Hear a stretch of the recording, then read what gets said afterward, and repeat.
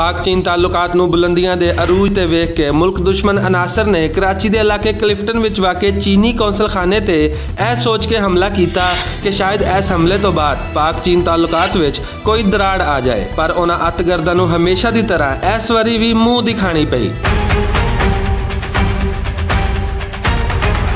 दहशतगर्दां ने असले के जोर ते चीनी कौंसल खाने में वड़न की कोशिश की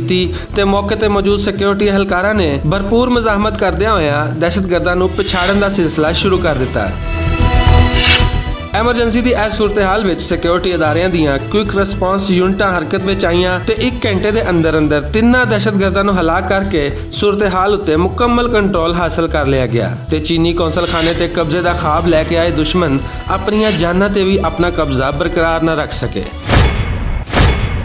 हलाक होने वाले 3 दहशतगर्दां विचों एक ने खुदकुश जैकेट भी पाई हुई सी, जिन्होंने सिक्योरिटी इदारियां ने इस्तेमाल करने का मौका ही न दिता। कराची पुलिस चीफ अमीर शेख के मुताबिक क्रॉस फायरिंग विच 2 पुलिस एहलकार भी शहीद होए ते जाए वकूआ तो एक बारूदी मवाद नाल भरी गड्डी भी बरामद हुई, जिहदे विच मौजूद बारूदी मवाद बॉम्ब डिस्पोजल स्क्वाड ने अपने कब्जे विच ले लिया। इस वाक़े ते रद्दे अमल दिंदियां होया DGISPR का आखना सी कि दहशतगर्दां वालों चीनी कौंसल खाने में वड़न की कोशिश नाकाम बना दी गई है ते 3 दहशतगर्द हलाक कर दिते गए ने। चीनी कौंसल खाने का तमाम अमला मुकम्मल तौर पर महफूज ते हालात कंट्रोल विच ने। इस वाक़े तो बाद दुश्मन नूं भी अंदाज़ा हो गया होगा कि हुण पाकिस्तान विच अतगर्दी करना उहदे वस दा रोग नहीं रहा। दूजे पासे वज़ीर-ए-आज़म पाकिस्तान का आखना है कि पाक चीन दोस्ती के खिलाफ कोई साजिश कामयाब नहीं हो सकती।